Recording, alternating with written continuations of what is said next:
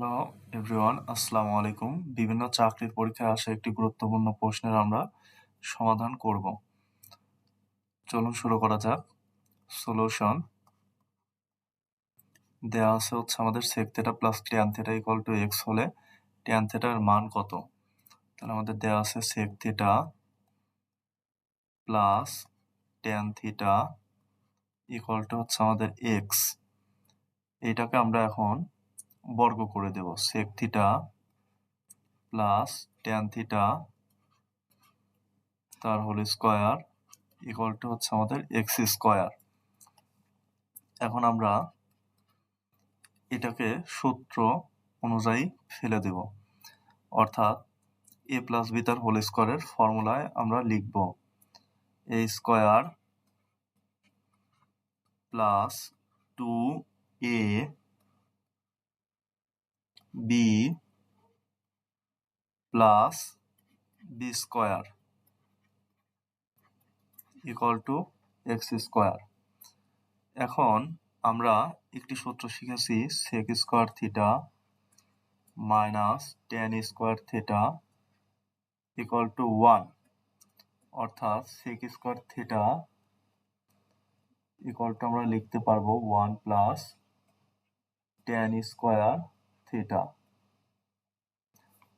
তাহলে সেক স্কয়ার থিটার পরিবর্তে আমরা লিখতে পারবো 1 plus tan square theta plus tan square theta plus 2 sec theta tan theta equal to x square.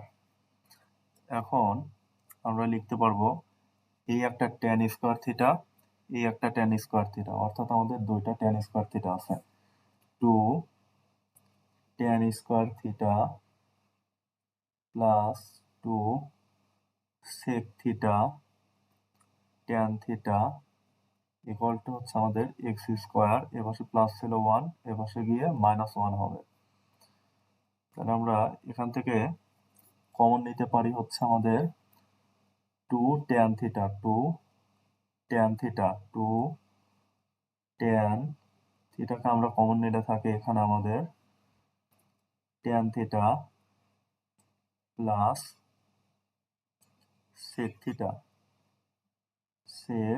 Theta equal to x square minus 1।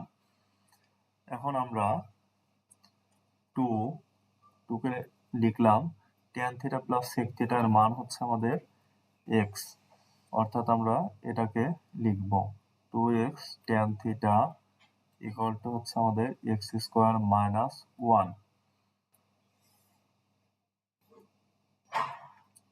implies that tan theta equal to আমরা এখন লিখতে পারবো tan theta equal to x square minus 1।